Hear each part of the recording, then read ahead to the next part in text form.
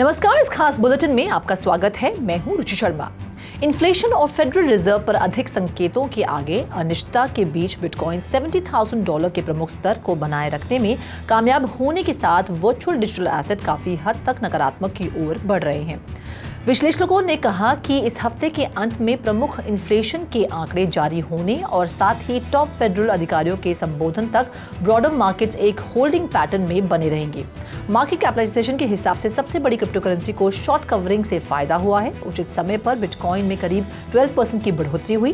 पिछले 24 घंटों में ये $71,000 से अधिक बढ़ गया। टॉप कॉइन वर्तमान में 0.9% ऊपर $70,557 पर ट्रेड कर रहा है। S3 पार्टनर्स द्वारा कंपाइल डेटा के अनुसार बिटकॉइन की वृद्धि के कारण क्रिप्टो संबंधित स्टॉक के शॉर्ट सेलर्स को भारी नुकसान हुआ है, जो मार्क टू मार्केट घाटे में लगभग $1.9 बिलियन है। बिटकॉइन सकारात्मक बिटकॉइन कॉइनबेस प्रीमियम गैप से भी लाभान्वित हुआ है, जो कॉइनबेस और बाइनेंस पर BTC कीमतों के बीच अंतर पर नजर रख रहा है, तटस्थ स्तर पर लौट रहा है। इथेरियम मार्केट कैपिटलाइजेशन के हिसाब से दूसरी सबसे बड़ी क्रिप्टो करेंसी है, जो बिटकॉइन के बाद सबसे ऊपर है। इसने हाल ही में 0.4% की बढ़त के साथ $3,614 पर हाथ मिलाया। दूसरी ओर प्रमुख layer 1 blockchain Solana, Dogecoin, Cardano के टोकन बढ़े, जबकि बाइनेंस और रिपल को चल रही नियामक लड़ाइयों के बीच संघर्ष करना पड़ा। पिछले 24 घंटों में ग्लोबल क्रिप्टो मार्केट कैप 0.1% बढ़कर $2.64 ट्रिलियन हो गई है। इसके विपरीत कुल क्रिप्टो मार्केट का वॉल्यूम 3% गिरकर $107 बिलियन हो गया है। डीफाई में कुल वॉल्यूम वर्तमान में $11.5 बिलियन है और सभी स्टेबल कॉइन $94 बिलियन है, जो कुल क्रिप्टो मार्केट के 24 आवर वॉल्यूम का क्रमश 11% और 88% का प्रतिनिधित्व करता है। बिटकॉइन का प्रभुत्व वर्तमान में 52% है, जो दिन के दौरान 0.01% अधिक है। टॉप 15 टोकन का बैरोमीटर IC50 इंडेक्स 0.2% कम होकर 89,375 पर आ गया। इस बीच यूएस फेडरल प्रोसिक्यूटर्स ने मंगलवार को क्रिप्टो एक्सचेंज क्यूकॉइन और उसके 2 फाउंडर्स पर मनी लॉन्ड्रिंग विरोधी कानूनों का उल्लंघन करने का आरोप लगाया। उन्होंने कहा कि अमेरिका में संचालित एक्सचेंज ने अमेरिका में संचालन के बारे में अपने कम से कम एक निवेशक से झूठ बोला और दोनों में विफल रहा। यूएस गवर्नमेंट एंटिटीज के साथ रजिस्टर करें और मनी लॉन्ड्रिंग विरोधी कार्यक्रम बनाए रखें। हांगकांग एक नियामक बदलाव से गुजरने के लिए तैयार है, जो इसके क्रिप्टो करेंसी इन्वेस्टमेंट लैंडस्केप को महत्वपूर्ण रूप से बदल सकता है। अधिकारी spot bitcoin exchange traded fund के लिए इन काइंड क्रिएशन और रिडेम्पशन की अनुमति देने पर विचार कर रहे हैं, जो अमेरिकी मार्केट में देखे जाने वाले कैश ओनली ट्रांजैक्शन से अलग है। ये कदम हांगकांग के फाइनेंशियल इकोसिस्टम पर महत्वपूर्ण प्रभाव डालेगा, जिससे निवेशकों को बिटकॉइन से संबंधित इन्वेस्टमेंट प्रोडक्ट तक पहुंचने और ट्रेड करने का एक नया अवसर मिलेगा। हांगकांग में स्पॉट बिटकॉइन ETF की संभावित शुरुआत एसेट अंडर मैनेजमेंट की वृद्धि और ब्रॉडर मार्केट डायनामिक्स पर महत्वपूर्ण प्रभाव डाल सकती है। ये बदलाव लिक्विडेशन और ट्रेडिंग वॉल्यूम को भी बढ़ावा दे सकता है, जिससे Hong Kong global crypto currency market में एक प्रमुख खिलाड़ी के रूप में स्थापित हो जाएगा। बिटकॉइन ETFs ने 15 मार्च के बाद पहली बार सकारात्मक इनफ्लो का अनुभव किया है, जिसमें 228.97 BTC फंड शामिल है। ये 15 मार्च के बाद से बिटकॉइन ETFs के लिए पहला सकारात्मक इनफ्लो है। पिछले हफ्ते बिटकॉइन की अस्थिरता के दौरान ETFs में लगभग $1 बिलियन का आउटफ्लो देखा गया, जिसकी वजह से आज की बिटकॉइन कीमत पर लगभग $15 मिलियन का निवेश हुआ। Fidelity wise origin bitcoin fund ने BTC इनफ्लो में $262 मिलियन के साथ दिन जीता। ब्लैकरॉक के iShares बिटकॉइन ट्रस्ट में $35 मिलियन मूल्य के नए शेयर्स बनाए गए। इसके बाद फ्रैंकलिन टेम्पल्टन के फ्रैंकलिन में $20.5 मिलियन के शेयर्स बनाए गए। बिटकॉइन के रुकने में 25 दिन से भी कम समय बचा है। नंबर 1 क्रिप्टो करेंसी एक बार फिर अपने सर्वकालीन उच्च स्तर के करीब पहुंच गई है। एक हफ्ते की गिरावट के बाद $70,000 को पार किया है इसने। साउथ अमेरिकन गोल्ड माइनर नीलम रिसोर्सेज ने एक विशेष प्रयोजन एंटिटी माइंडवेव के सामान्य स्टॉक का 100% अधिग्रहण करने के इरादे का पत्र दाखिल किया है, जिसमें 24,800 बिटकॉइन होंगे। कुल बिटकॉइन खरीद $1.7 बिलियन से अधिक होने की उम्मीद है। नीलम करंट मार्केट प्राइसेस के सापेक्ष रियायत दर पर बिटकॉइन के बदले में सीरीज C स्टॉक का एक नया ऑथराइज्ड प्रेफर्ड क्लास जारी करेगा। बिटकॉइन रखने वाली एंटिटी अन्य डिजिटल एसेट भी रखेगी जो अज्ञात रहेंगे। खरीदे गए बिटकॉइन और अन्य डिजिटल एसेट नीलम रिसोर्सेज के तहत भविष्य के प्रोजेक्ट्स के लिए कैपिटल जुटाने के लिए कोलैटरल के रूप में काम करेगी। नीलम रिसोर्सेज बिटकॉइन को गोल्ड स्टैंडर्ड और डिजिटल ट्रांजैक्शन के भविष्य के रूप में लेबल करते हुए अग्रणी क्रिप्टोकरेंसी BTC में निवेश करने में MicroStrategy जैसी प्रमुख कंपनियों में शामिल हो गई है। प्रेफर्ड स्टॉक की नई श्रेणी में कई प्रेफर्ड शेयर्स शामिल होंगे जो करंट होल्डर्स को NASDAQ या अन्य नेशनल एक्सचेंज पर लिस्ट होने पर कन्वर्जन राइट्स का अधिकार देंगे।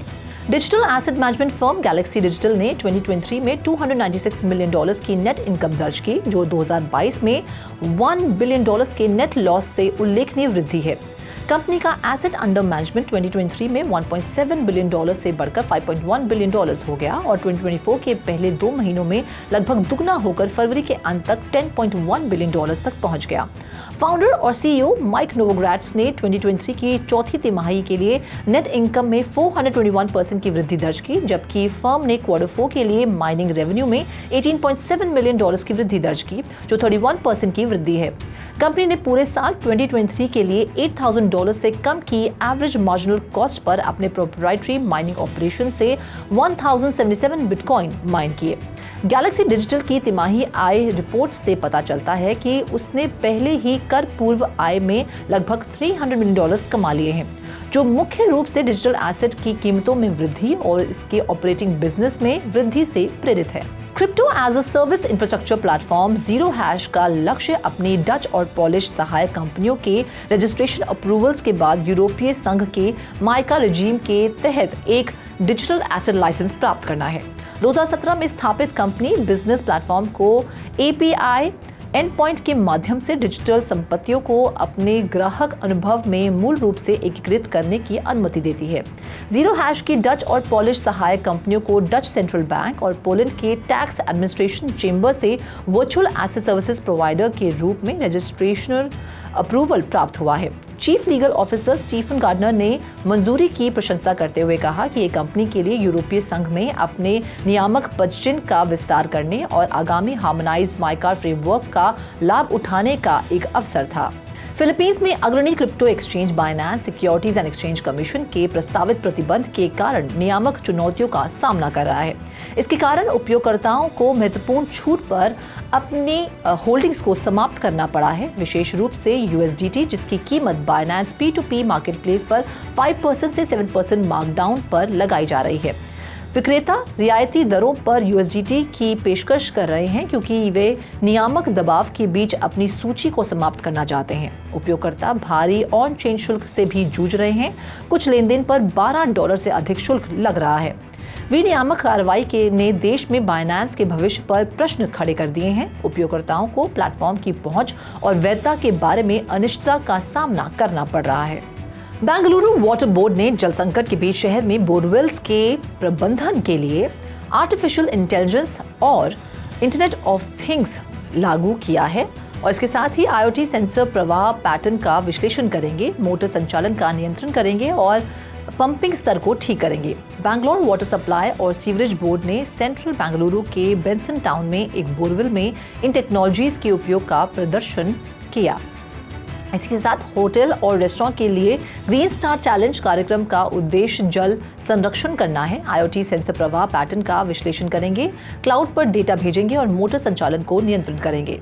जब जल स्तर कम हो जाता है तो स्वचालित सिग्नल शटडाउन का संकेत देंगे, जिससे मैनुअल हस्तक्षेप कम हो जाएगा।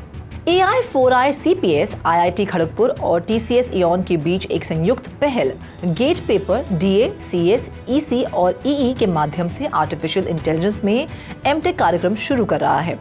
कार्यक्रम का उद्देश्य छात्रों को वर्कफोर्स के लिए तैयार करना या AI और मशीन लर्निंग में PhD कार्यक्रमों को आगे बढ़ाना है, जो उत्कृष्ट नौकरी प्लेसमेंट के अवसर प्रदान करते हैं। पाठ्यक्रम को 4 सेमेस्टर्स में विभाजित किया गया है, जिसमें पहले 2 सेमेस्टर 10 थ्योरी कोर्सेज के माध्यम से एक मजबूत नींव बनाने पर केंद्रित है और अंतिम 2 सेमेस्टर प्रोजेक्ट वर्क और इंटर्नशिप पर केंद्रित है। ये कार्यक्रम machine learning laboratory, data engineering lab और डीप लर्निंग लैब में भी कोर्सेज प्रदान करता है। Canadian asset manager evolve funds group ने बाजार अंतर को भरने के लिए AI स्पेसिफिक ETF लॉन्च किया है। AI एक लोकप्रिय इन्वेस्टमेंट कॉन्सेप्ट बन गया है, लेकिन कई AI केंद्रित पोर्टफोलियो AI निवेश को लक्षित नहीं करते हैं। Evolve artificial intelligence fund Nvidia और माइक्रोसॉफ्ट जैसे मेगा कैप टेक जायंट्स में निवेश करेगा, लेकिन पोर्टफोलियो का आधा हिस्सा यूआईपैथ इनकॉर्पोरेशन और कॉर्वेल कॉर्पोरेशन जैसी लेसर नोन कंपनियों में निवेश किया जाएगा। फंड एआई एक्सपोजर के लिए सार्वजनिक रूप से कारोबार करने वाले उत्तरी अमेरिकी इक्विटी में सेंध लगाने के लिए Boosted.ai द्वारा विकसित एक मॉडल का उपयोग करता है। फंड तिमाही आधार पर रीबैलेंस करेगा और विश्लेषकों का मानना है कि इसकी सबसे बड़ी स्थिति में महत्वपूर्ण उतार चढ़ाव का अनुभव नहीं होगा। इस खास बुलेटिन में फिलहाल इतना ही। आप देखते रहिए 3.TV और ज्यादा जानकारी और स्टोरीज के लिए लॉग ऑन करें हमारी वेबसाइट www.3wordstv.io पर या फिर QR कोड को स्कैन करें।